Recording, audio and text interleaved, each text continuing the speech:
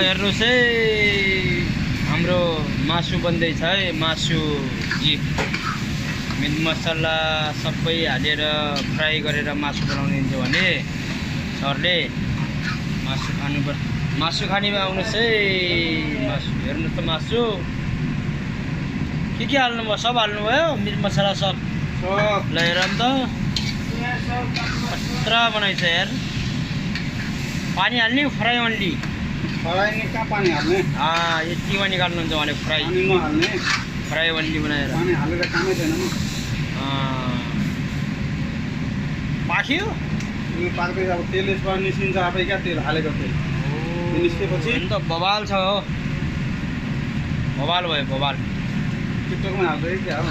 ल साग्दैछु है मासु मैले यार। मासु पाकेछ यार, साग्नु पर्यो यार। क्या टेस्टी भएछ यार। नुन एकदम ठिक छ, बेस्ट नुन। तेल कम हालेर एउटाले एक एक काट्दैछ है, के गर्दै काट्दै।